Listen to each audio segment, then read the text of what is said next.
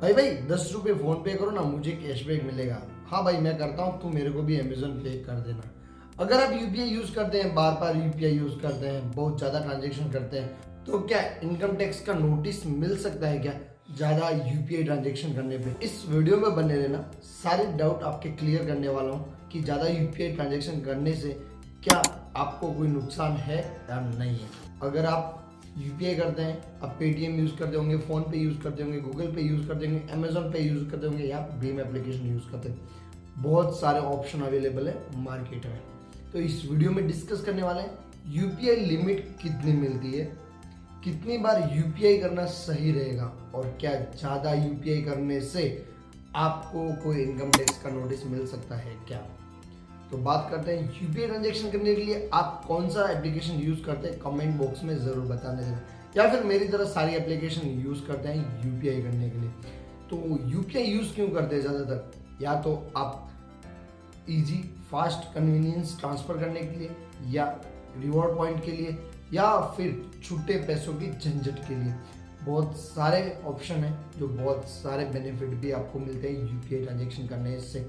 पहले क्या होता था, अगर कहीं अपन जाते थे, 20 रुपए का नोट देते थे, 16 रुपए की चीज़ लेते थे, आपको 4 रुपए की टॉफी दी जाती थी जो आपको पसंद नहीं है फिर भी लेनी पड़ती थी, क्योंकि 16 रुपए छुट्टे नहीं होते थे।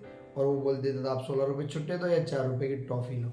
बट अब ऐसा नहीं है, अब क्या है भैया, क्यूआर कोड देना और 16 रुपए ट्रांसफर कर दिया, बहुत ही कन्वीनियंस हो गया। प्लस इसके साथ साथ कोई एप्लीकेशन है जैसे फोन पे, अमेजोन पे, गूगल पे, आपको बहुत सारे रिवॉर्ड प्रोवाइड करती है। आप किसी को इनवाइट करते हैं तो रिवॉर्ड पॉइंट मिलता है। इसके साथ साथ यूपीआई से आप इलेक्ट्रिसिटी बिल, मोबाइल बिल, बहुत सारे गैस बिल, बहुत चीज़ें आसान हो गई। पहले रिचार्ज करने के लिए शॉप पे जाना, इलेक्ट्रिसिटी भरने के लिए लाइन में खड़ा रहना, सारी झंझटें चली गई यूपीआई की वजह से। तो अपन यूपीआई ज़्यादा करते हैं। यूपीआई अब दो पर्पज के लिए यूज हो सकता है, या तो खुद के लिए पर्सनल पर्पज, या बिजनेस पर्पज के लिए।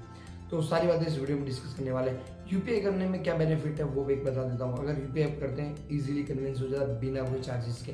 बट अगर बैंक से आप आईएमपीएस, एनईएफटी, आरटीजीएस करते हैं, उसको ट्रांसफर करने में टाइम लगता है, उसको चार्ज लगता है, या आपको बैंक में जाना पड़ता है, एप्लीकेशन से करते हो तो बेनिफिशियरी ऐड करना पड़ता है। बट यूपीआई में ऐसा नहीं, आपने क्यूआर स्कैन किया, किसी भी एप्लीकेशन से किसी भी क्यूआर को स्कैन करते हैं और झट से पैसा उसके सामने वाले खाते में चला जाएगा। यूपीआई से आप पैसे ट्रांसफर करते हो, क्यूआर स्कैन कर सकते हैं, मोबाइल नंबर से ट्रांसफर कर सकते हैं, बैंक ट्रांसफर कर सकते हैं, easy with in a fraction of second, जो मिनट में आपका पैसा ट्रांसफर हो जाता है।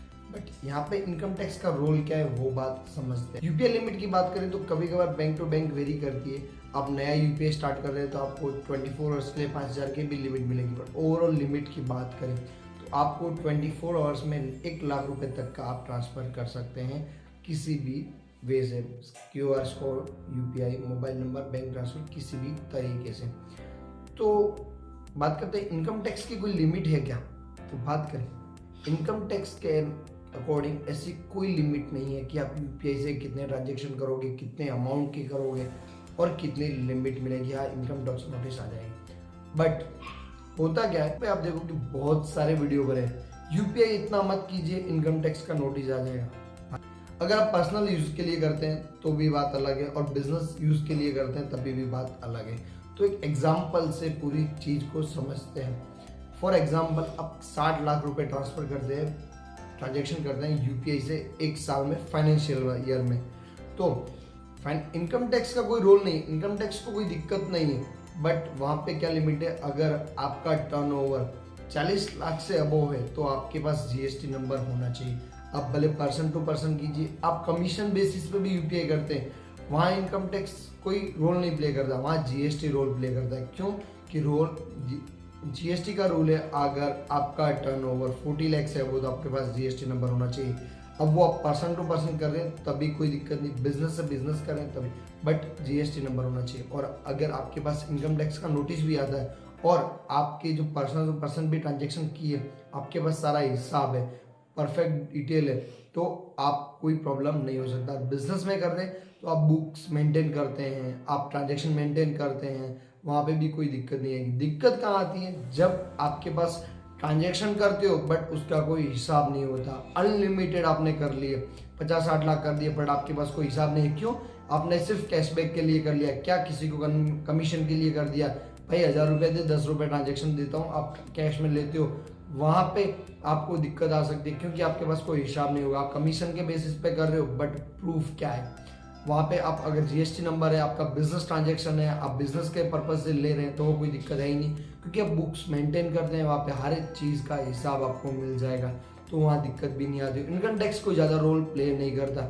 अगर आप ट्रांजेक्शन करते हैं, आपके पास परफेक्ट बुक मेंटेन है, आपके पास हर चीज़ का हिसाब है, तो आप आंसर भी दे सकते हैं अगर नोटिस आती है। और ऐसा कोई लिमिट नहीं है कि इनकम टैक्स में बोला गया है कि आप 1 लाख करो, 2 लाख करो, 5 लाख करो, ऐसा कोई यूपीआई लिमिट नहीं।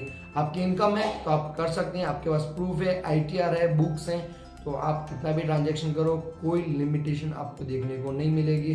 बस आपको बुक्स मेंटेन करना है, आपको ट्रांजेक्शन, हाँ कैशबैक के लिए कर रहे हो तो लिमिट में कीजिए, ज़्यादा मत कीजिए। सेविंग अकाउंट में मैं बोल रहा हूँ कम कीजिए, जिससे आपको कोई दिक्कत नहीं होगी। आपका करंट अकाउंट है, बिजनेस का कोई लिमिट नहीं है क्योंकि आपके बुक्स मेंटेन है, अकाउंट है, सब चीज़ें, तो वहाँ दिक्कत आती नहीं है। और आप क्यूआर से पैसे लेते हैं तो आप बिजनेस मेंटेन कर रहे हो, आपकी एंट्री पेमेंट है, तो वहाँ पे भी कोई दिक्कत आती नहीं है। दूसरी बात, अगर आप खुद के अकाउंट में ट्रांसफर कर रहे हैं, मेरे एक अकाउंट से मैं दूसरे अकाउंट में ट्रांसफर कर रहा हूँ, तो वो ट्रांजेक्शन गिना ही जाता क्योंकि वो ओन अकाउंट ट्रांसफर होता है, वहाँ पे कोई ट्रांजेक्शन नहीं गिना जाएगा। वो खुद के अकाउंट से खुद के पैसे डाल रहे हो तो वो ट्रांजेक्शन गिना नहीं जाएगा। आप सिर्फ दूसरों को करते हो, शॉपकीपर को करते हो, या फिर करंट अकाउंट होल्डर है, आपकी शॉप है तो आप करंट अकाउंट यूज़ कीजिए, आपको फाइनेंशियल भी हेल्प मिलेगी क्योंकि आप करंट अकाउंट मेंटेन करते हो तो आपके ट्रांजेक्शन की वैल्यू, टर्नओवर की वैल्यू भी बैंक गिनता है, तो वहाँ पे आपको बेनिफिट भी मिलता है उल्टा, करंट अकाउंट में यूपीआई करते हो तो, क्योंकि बैंक को पता है कि आपका कितना पैसा डेली बेसिस पे आता है, कितना डेली बेसिस पर ट्रांजेक्शन करते हैं, तो वो भी आपके लिए, अगर करंट अकाउंट में करते हो बिजनेस पर्पज से, तो आपके लिए फायदेकारक है, नुकसान नहीं है। बट आप पर्सन टू पर्सन कर रहे हैं तो थोड़ी लिमिट में कीजिए, सेविंग अकाउंट में कम कीजिए, तो आपके लिए बेनिफिट रहेगा। अगर फिर भी यूपीआई रिलेटेड आपको कोई क्वेश्चन है कमेंट बॉक्स में बता देना, मैं आपकी ज़रूर हेल्प करूँगा। और आप कौन सी एप्लीकेशन यूज़ करते हैं कमेंट बॉक्स में ज़रूर बताना। इस वीडियो में कुछ भी वैल्यूबल लगा चैनल को सब्सक्राइब कीजिए, लाइक कीजिए, फैमिली शेयर कीजिए। नेक्स्ट वीडियो तक के लिए स्टे ट्यून्ड।